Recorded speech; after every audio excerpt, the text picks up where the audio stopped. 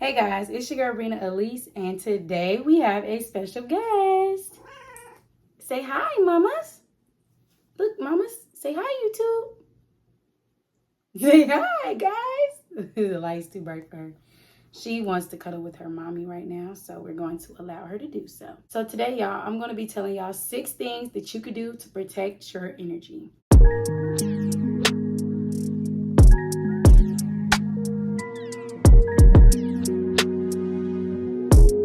Now, energy is such a trendy word, and I don't really like that because I'm really big on energy. I feel like it gets downplayed because it's such a word that just gets thrown around. And when you use something so much, shadow, it loses its value. And so that's not something we want to happen. So I try my hardest to stick away from the trendy words. But today we are going to be talking about energy. The first thing I have here on the list is to stay in the house, make your house your home. A lot of us try to run away from our problems, and that's not really healthy. When you do that, I'll just say for me, I was running to the club. I was running to the club, running to the bottle, running to the boy, running to my friends, and it was all because my energy was so disturbed. I could not control my emotions. I could not get my aura back intact. My chakras was all over the place. If you're a chakra person, great. If not, great. It doesn't matter. Just listen to the message. Don't worry about the details. I just decided one day that I was just kind of like abusing myself. And I don't know if that makes sense, but it was just like I was mishandling myself. I'll say that. Putting myself in all these situations and circumstances around all these people and giving myself away to this, giving myself away to that, and wondering like why I feel like crap on the inside. Like, yeah, you feel like crap. Your energy is being used in all these type of ways that you're not channeling what's really wrong. You're not doing the shadow work. You're not figuring it out, and you're crashing. Like, literally, that's what was happening to me. I was emotional. I was like, no, I'm going to stay at the club. Like, I knew it was bad when my friends would be like, okay, let's go. And I'd be like, no, I'm going to stay here. And they're like, what do you mean you're going to stay here? And I'm like, no, I'm going to stay at the club. And they're like, it's 4 a.m. We need to go. And I'm like, no, I'm going to stay here. It's because I didn't want to go home. And I didn't realize that until one day my friend was like, I don't want to leave you at the club by yourself. And I told her, I said, listen, I am so unhappy. I don't want to go home. And the reason that I think that making your house your favorite place in the world and making it a cozy, comfortable home is so that when you are going through it, you're safe. You're safe. You're not abusing liquor and driving. You're not using your body and giving it away to people that care nothing about you. You're not partying and spending money you don't have. Turn your house into your safe haven. Turn your house into your safe space. It doesn't take much. Even if you can't afford furniture, baby, go to Five Below, get a beanbag chair.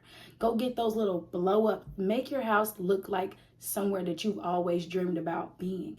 Use your imagination and say, look, this is what I want my house to look like. I'm going to go to the thrift store. I'm going to go to Ross. I'm going to go to TJ Maxx. I'm going to go to Marshall's. I'm going to go to Five Below, and I'm going to make this place where I never want to leave. I'm only telling you this is because I wish I'd done it.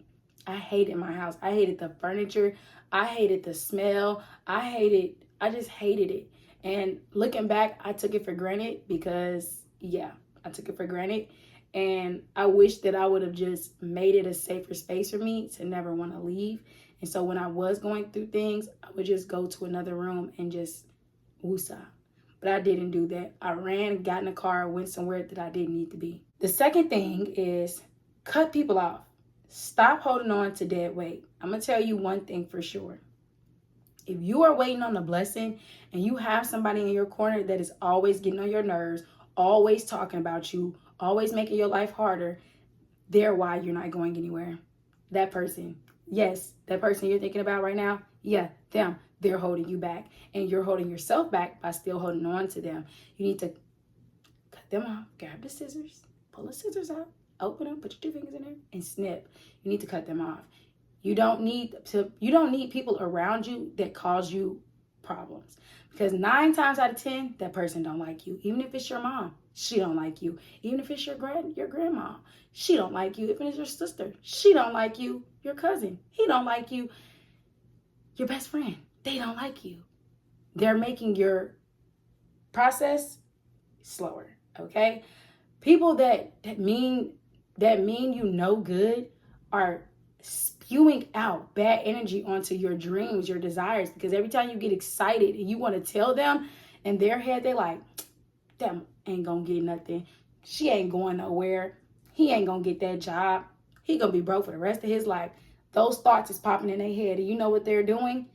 That bad energy, those bad thoughts they're thinking, they're turning into bad energy, and now the energy is following you because they're manifesting those bad things onto you. So those people need to go. Those people need to go. The third thing is love on who loves on you. It's so many times that we have like dudes or women that love us and adore us, people online we never even met, and we don't pay them the time of day. Those are the people that you need to keep around because they love you just off the strength of knowing you or hearing you or seeing you. They adore you. You need to keep those people around. A lot of the times we see those people and we're like, oh, they like me so much. And we take that for granted. Do you know how many people I wish I knew their true intentions for me? I poured so much energy and time into them and they meant me no good. If I would have done that to those people that were always in my corner and always loving on me, then I would be so much further in life because their energy was, which they would have spewed out to me, would have been for the betterment of me versus for the worse. I had a best friend, he passed away, and he loved me so much. I loved him too. But I wish that I would have spent more time with him because not only because he loved me so much, because he deserved that more. He deserved all the time. He was so sweet, so nice, not only to me, just to anybody. And I wish that the world would have treated him better because when you don't have that opportunity to do that to them anymore, then it's going to hurt even worse because you think like, oh, I'll get to them later. Oh, I'll talk to them later. Or I'll call them when I'm done. But you'll pick up that phone when that ex calling you trying to tell you need to come back with him. Or you'll pick up that phone when your best friend that was just questioning you up in a group chat and talking mess about you want to ask you, do you want to go out for drinks? No. You need to love on those who love on you because when they love you, they love hard. And you need to learn how to love like them. Love is also something that can be taught, y'all. Y'all need to understand that. Love on those people that love on you. Stop taking people for granted. Stop thinking that, oh, this person, they just nice. No, they love you. Understand that and reciprocate that energy back to them. Fill each other up. We keep giving our energy to people who drain us, who empty us out and leave us for dead. Stop entertaining those people. I don't care if you want their validation. You don't need it. You don't need anybody's validation. I'm telling you that. I don't care what the hell you do, but I just know that you need to be loved on and you need to love. Okay. The fourth way that you can protect your energy is to be very intentional with things. Don't just do things for the heck of it. Don't just do things because there's nothing else to do. You're wasting so much time and so much energy on things that don't serve you. It's ridiculous. I've done it. That's the only reason I'm telling you, like, don't do it. You're going to these jobs that have nothing to do with your career. It makes no sense. Like your desires. It makes no sense. I'm in the makeup field. I'm in the beauty industry. I'm in the entrepreneurship industry world, whatever you want to call it. And my mom and my auntie, they would send me jobs for a pharmacy. Now, don't get me wrong. Nothing's wrong with those jobs. I used to be a pharmacy tech and I went to school to become an OB, but I no longer identify with that type of life anymore. I don't want to be in the medical field. I'm a naturalist. I'm an herbalist. But they're sending me jobs that's for a front desk associate at an eye doctor place or a job for I don't know, just stuff that relates to me in no form or fashion. And I finally had to tell my mom, like, stop sending me those jobs. Those jobs serve me in no way. I would literally be waking up every day, spending money, time, clothes, food, gas, going to a job that will never benefit me. I will be giving my life away to a company to die. That's so stupid. I don't have any, like, it's no point. I told her, you can send me jobs that's related to the beauty industry. Send me jobs that's related to doing makeup. And then I'll go to those jobs. You know what I'm saying? And it's not because, she don't care what I'm doing. They may not believe in it the way that I believe in it, because I don't have anybody in my family doing anything before me doing anything like this. So maybe they just don't believe in it the way that I do, and that's fine. It doesn't bother me. But they also are the type of people that like to, you just need a job. That's the mindset, that you just need a job. You need to make money. And there's so many ways to make money in the world. They're harder, but once you do it, it doesn't stop. And it's astronomical on how much you can make. Like, you can't even understand or imagine it. So I rather focus on what I'm trying to do and be intentional with the career path that I'm going down, and making sure that I'm talking to the people in those career paths. I'm meeting the customers that I want to attract, and all those things that will benefit me in the long run. I'm trying my hardest to be intentional, because I know that at the end of this, it's going to make sense with my desires in life. And I'm going to say, I did what I needed to do to be happy and to be free and to give my kids generational wealth. Me working at a medical desk is not going to do that. This is just me. And I wanted to use that example to show y'all on how you have to be intentional. If you know that you want to be a firefighter, you going to nursing school, like, what sense does that make? That doesn't make any sense. Be intentional with what you're trying to do. Be intentional with the things that you need. If you know you're trying to lose weight, why are you eating McDonald's every night? You need to be more intentional. You need to say, hey, you know what? I'm about to start meal prepping. I know I'm trying to lose 10 pounds. I'm about to start meal prepping. So when I do this for the rest of the month, and then at the end, I know I'm going to lose weight. You don't need to keep just doing things just to do them. I don't understand that. The fifth thing that you can do to protect your energy is not feeling obligated. Set them boundaries. Say no. Don't go. Don't talk to them. Move in silence. Be quiet. Pray. And keep it going. You don't need to feel like you owe anybody anything. If you are not up for something, you are not up for it. It is not your job to appease people. And I think that we naturally do that because we don't want to seem like a Grinch or somebody that's just unhappy or don't want to be bothered. But you don't always have to be bothered all the time. I always tell my grandma, like, my grandma be feeling the need to pick up the phone anytime somebody calls her. And I tell her, like, if you don't want to talk, don't talk. It's not a bad thing. And I think naturally, just like as a mother, you want to make sure that you're able to talk to your kids. But it's okay to say, hey, you okay? You need anything, baby? You don't? Okay, well, I'm a little tired right now, so I'm gonna give you a call when I'm feeling a little better. And that's it. You don't owe anybody any explanations, but if you feel the need in your heart to, like, let me just let them know that I just don't want to talk right now, and I'll call them back, that's okay. And if they don't understand, you don't have to appease them. That's not your job. Like, you can move around with your life and not feel bad for having boundaries and not wanting to be bothered. We all have bad days. Just because you're having a bad day doesn't mean your neighbor is having a bad day. So when they want to come over and have martinis and talk, you're like, hell no, not today. And they need to respect that. And if they don't, you don't need to hang out with them anymore, because they're not a people's person. They're a do as I say person. They're a you owe me person. They're an entitled person. You don't want to be around people like that anyway. I literally cannot stand when I don't answer the phone and somebody texts me like, oh, you see me call you. I did, baby. I saw it. I'll call you later. Bye. I don't always want to talk. I have to think. It's so much going on in the world that I have to think. I have to contain my energy. I have to be able to source my own emotions. In the morning, I don't like talking to anybody.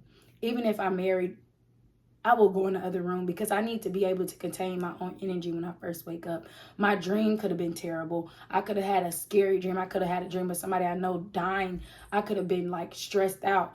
I could have been crying in my sleep. I need to assess my own emotions when I wake up. I need to regain my thoughts, recuperate. I need to pray, and then I need to meditate. And then I can talk to the world. But my energy when I first wake up, it belongs to me.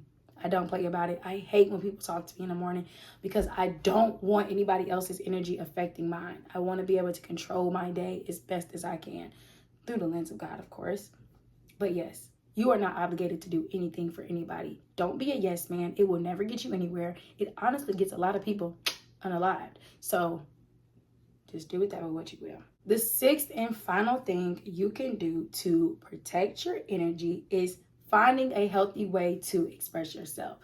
I know we all have moments in our life where we're stressed out. We don't know what to do. We don't know how to express ourselves in a healthy way. So like I said, we lean to drugs, sex, money, always talking to somebody and just people.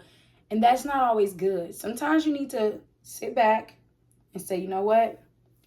I'm having a bad day. I'm very irritated. I'm pissed off. I'm going to go read my favorite book. That's a healthy way of expressing yourself. That's stress relief. I'm having a bad day. Let me go exercise. That's what you do to help you regain focus and to calm down and to get back into your mode of where you can be sane again.